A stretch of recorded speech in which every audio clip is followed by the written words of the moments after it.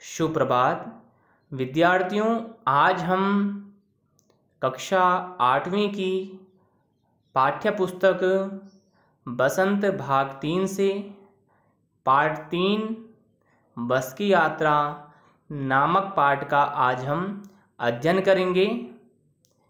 प्रस्तुत पाठ के लेखक श्री हरिशंकर प्रसाई जी हैं।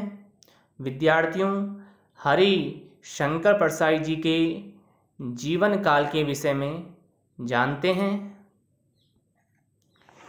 हरिशंकर प्रसाई जी का जन्म मध्य प्रदेश के होशंगाबाद जिले में इटारसी के निकट स्थित जमाने नामक ग्राम में 22 अप्रैल 1924 ईस्वी को हुआ था। विद्यार्थियों, यहाँ पे प्रसाद के स्थान पर प्रसाई आएगा।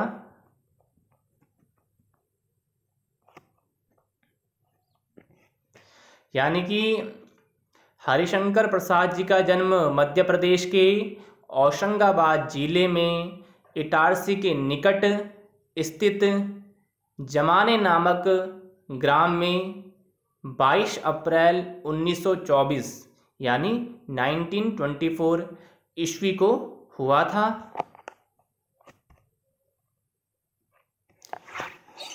प्रसाई जी की प्रारंभिक शिक्षा से स्नातक तक की शिक्षा मध्य प्रदेश में हुई। यानी कि प्रसाई जी की शिक्षा मध्य प्रदेश में ही हुई है। हिंदी गद्य साहित्य के व्यंग्यकारों में हरिशंकर प्रसाई अग्रगण्य थे। यानी हिंदी गद्य साहित्य में यानी हिंदी लिटरेचर में के व्यंग्यकारों में हरिशंकर प्रसाई जी का स्थान सर्वोपरि था और सर्वप्रथम था। इनके व्यंग्य विषय, जो इनका व्यंग का विषय होता है, वह सामाजिक एवं राजनीतिक रहे। यानी इनके व्यंग का जो विषय रहा है वह सामाजिक और राजनीतिक रहे हैं। व्यंग के अतिरिक्त इन्होंने साहित्य की अन्य विधाओं पर भी अपनी लेखनी चलाई थी। यानी कि व्यंग के अलावा भी प्रसाई जी ने अन्य विधाओं पर अपनी लेख के माध्यम से लेखनी चलाई थी। 10 अगस्त 1995 ईस्वी को इनका स्वर्गवास हो गया था। प्रसाई जी का स्वर्गवास 10 अगस्त 1995 में हो गया था। श्री हरिशंकर प्रसाई जी की प्रमुख कीर्तियां हैं। इनकी कहानी है हंसते हैं, रोते हैं और जैसे उनके दिन फिर। इनका उपन्यास है रानी नागफनी की कहानी तट की खोज। इन्होंने वसुधा नामक पत्रिका का संपादन किया। इनका निबंध संग्रह है तब की बात और थी इत्यादि। विद्यार्थियों, अब हम पाठ का आरंभ करेंगे। विद्यार्थियों, प्रस्तुत पाठ में लेखक ने अपनी बस की यात्रा का अनुभव के बारे में बताया है कि लेखक की बस की यात्रा कैसी थी और जिस बस में वह सफ़र कर रहे थे वह बस कैसी थी। विद्यार्थियों, आपने भी बस से यात्रा करी होगी। आपकी भी कोई ना कोई बस की यात्रा का अनुभव होगा। तो ठीक उसी प्रकार लेखक ने भी अपनी बस की यात्रा का अनुभव इस पाठ के माध्यम से बताया है कि उनकी बस की यात्रा किस प्रकार से थी। तो आज हम लेखक की बस की यात्रा के विषय में जानेंगे। विद्यार्थियों, लेखक ने इस पाठ में व्यंग्यात्मक भाषा शैली का उपयोग किया है। व्यंग अर्थात ताना या किसी को चिढ़ाना से तात्पर्य है। विद्यार्थियों, पाठ का हम आरंभ करते हैं। हम 5 मित्रों ने तय किया कि शाम 4 बजे की बस से चलें। पन्ना से इसी कंपनी की बस सतना के लिए घंटे भर बाद मिलती है, जो जबलपुर की ट्रेन मिला देती है। सुबह घर पहुंच जाएंगे। हम में से 2 को सुबह काम पर हाजिर होना था, इसीलिए वापसी का यही रास्ता अपनाना जरूरी था। लोगों ने सलाह दी कि समझदार आदमी इस शाम वाली बस से सफ़र नहीं करते। क्या रास्ते में डाकू मिलते हैं क्या? नहीं, बस डाकिन हैं। लेखक कहते हैं कि हम 5 मित्रों ने निर्णय लिया कि हम शाम 4 बजे की बस से पन्ना जाएंगे और पन्ना से इसी कंपनी की बस से सतना के लिए प्रस्थान करेंगे और सतना में 1 घंटा इंतज़ार करने के बाद हमें वहाँ से जो बस मिलेगी वह बस हमें जबलपुर की ट्रेन से मिला देगी। यानी कि लेखक और उनके मित्रों को जबलपुर की ट्रेन पकड़नी थी और लेखक वही कहते हैं, सतना से हम जिस बस से जाएंगे वह बस हमें जबलपुर की ट्रेन तक पहुंचा देगी। सुबह घर पहुंच जाएंगे। लेखक कहते हैं उस ट्रेन के द्वारा हम क्या हैं, सुबह अपने घर पहुंच जाएंगे। हम में से 2 मित्रों को सुबह अपने काम पर भी जाना था, इसीलिए वापसी का यही रास्ता अपनाना जरूरी था। यानी लेखक और उनके मित्रों के पास केवल एकमात्र साधन था कि वह 4 बजे की बस से जाएं, क्योंकि उनके 2 मित्रों को सुबह काम पर भी पहुंचना था। लोगों ने सलाह दी कि समझदार आदमी इस शाम वाली बस में सफ़र नहीं करते और उनके समीप में जो लोग थे, जो उनको लोग छोड़ने आए थे, तो उन्होंने उन मित्रों को सलाह दी कि जो समझदार व्यक्ति होता है वह इस शाम वाली बस से सफ़र नहीं करते। क्या रास्ते में डाकू मिलते हैं क्या? लेखक ने उनसे पूछा, क्या अगर हम इस बस से सफ़र करेंगे तो रास्ते में हमें डाकू मिलेंगे क्या? नहीं, बस डाकिन है। तो लोग कहते हैं डाकू तो नहीं मिलेंगे, पर बस क्या है, डाकुओं से भी क्या है, खतरनाक है। देख रहे हैं आप चित्र के माध्यम से, आप देख रहे हैं बस की क्या स्थिति है। तो आगे हम बस के विषय में जानेंगे। बस को देखा तो श्रद्धा उमड़ पड़ी, खूब वयोवृद्ध थी, सदियों के अनुभव के निशान लिए हुए थी। लोग इसलिए इससे सफ़र नहीं करना चाहते थे कि वृद्धावस्था में इसे कष्ट ना होगा। यह बस पूजा के योग्य थी, उस पर सवार कैसे हुआ जा सकता है। लेखक व्यंग्यात्मक स्वरूप में कहते हैं कि जब लेखक ने बस को देखा तो लेखक की श्रद्धा उमड़ पड़ी, खूब वयोवृद्ध थी। बस क्या थी, खूब वयोवृद्ध, वृद्ध अर्थात बूढ़ा व्यक्ति, और वयोवृद्ध बूढ़े से भी बूढ़ा व्यक्ति होता है, जो किसी कार्य करने योग्य नहीं होता है। तो वह स्थिति उस बस की थी, सदियों के अनुभव के निशान लिए हुए थे, और बस में जो निशान थे वो क्या है, सदियों के अनुभव के समान थे। यानी जब बस क्या हो जाती है, काफ़ी समय पुरानी हो जाती है, बहुत साल पुरानी हो जाती है, तो बस में क्या होते हैं, निशान होते हैं।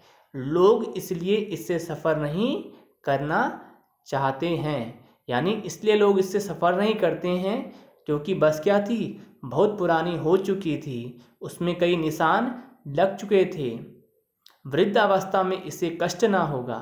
और लेखक कहते हैं कि इतनी ये वृद्ध है, इतनी ये बस पुरानी हो गई है, इसे कष्ट तो होगा, यह बस पूजा के योग्य है। लेखक कहते हैं इस बस की तो अब क्या करनी चाहिए, बस इतनी पुरानी है, इतनी वृद्ध हो गई है कि अब हमें क्या करनी चाहिए, इस बस की पूजा करनी चाहिए, उस पर सवार कैसे हुआ जा सकता है।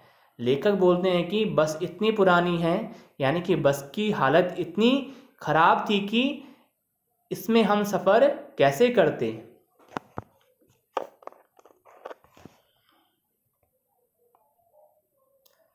बस कंपनी के एक हिस्सेदार भी उसी बस से जा रहे थे। हमने उनसे पूछा, यह बस चलती भी है क्या? वह बोले, चलती क्यों नहीं है जी, अभी चलेगी। हमने कहा, वही तो हम देखना चाहते हैं, अपने आप चलती है कि हाँ जी, और कैसे चलेगी? लेखक ने बस की कंपनी के एक हिस्सेदार भी उसी बस से जा रहे थे, यानी कि जिस कंपनी की वह बस थी, उस कंपनी में जो व्यक्ति कार्य करता था वह भी उस बस में बैठा था।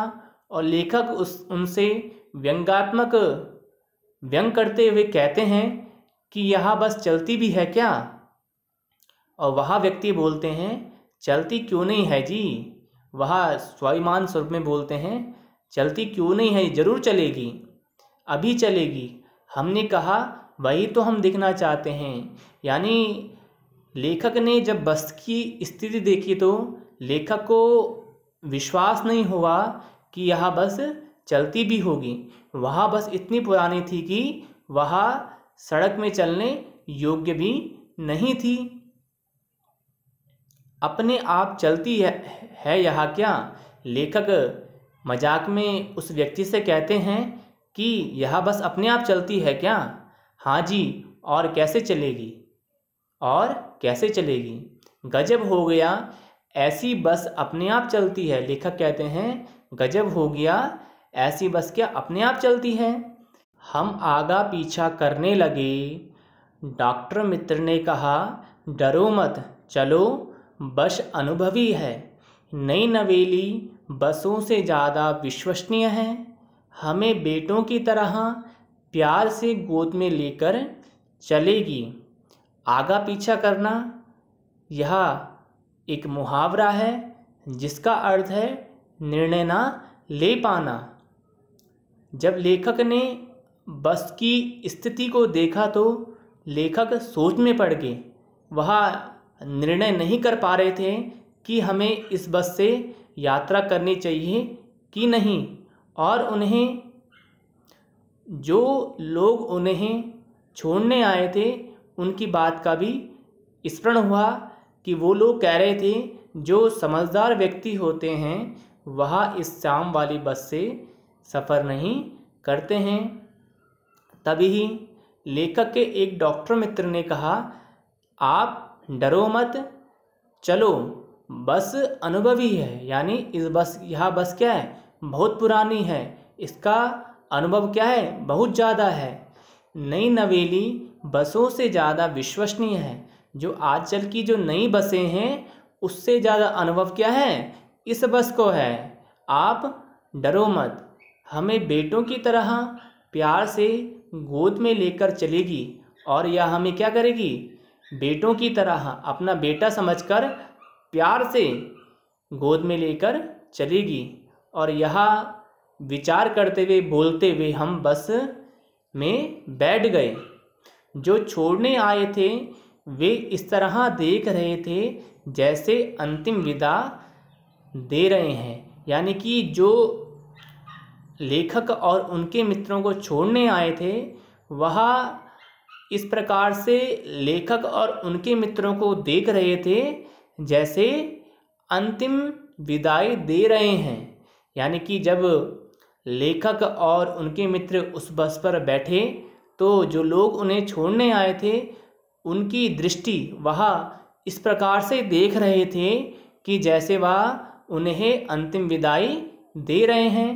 उनकी आंखें कह रही थी, आना जाना तो लगा ही रहता है, आना जाना तो लगा ही रहता है, आया है सो जाएगा, आया है सो जाएगा, राजा रंक फ़कीर।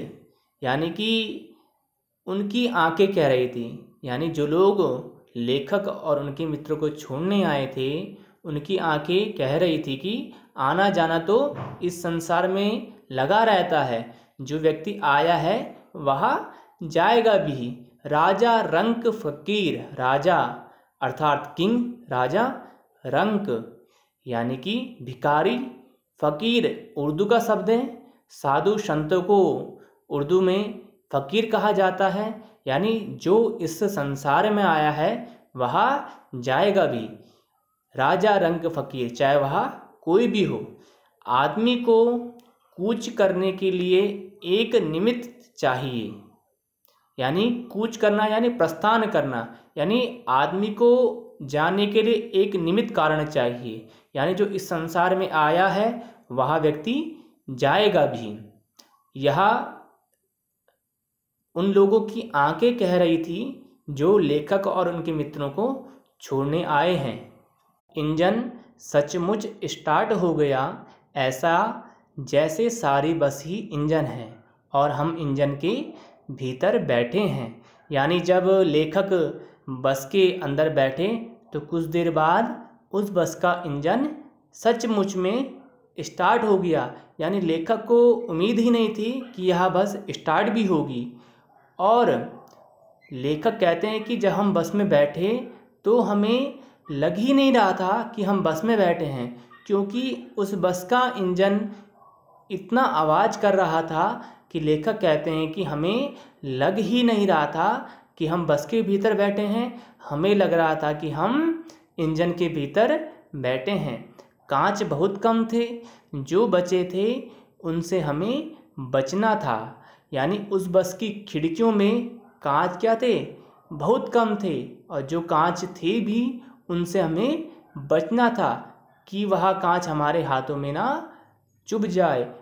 आप इस चित्र में देख रहे हैं कि बस की खिड़कियों में कांच क्या है, बहुत कम है। हम फौरन खिड़की से दूर सरक गए। हमने जैसे ही खिड़की में कांच को देखा तो हम खिड़की से दूर हो गए। इंजन चल रहा था, और इंजन क्या कर रहा था, इंजन चल रहा था। हमें लग रहा था कि हमारी सीट के नीचे इंजन है, यानी उस बस के इंजन से इतनी आवाज़ आ रही थी कि हमें लग रहा था जिस सीट में हम बैठे हैं उसी सीट के नीचे इंजन है। विद्यार्थियों, आज हमने बस की यात्रा नामक पाठ भाग 1 का आज हमने अध्ययन किया। भाग 2 का अध्ययन हम अगली वीडियो में करेंगे।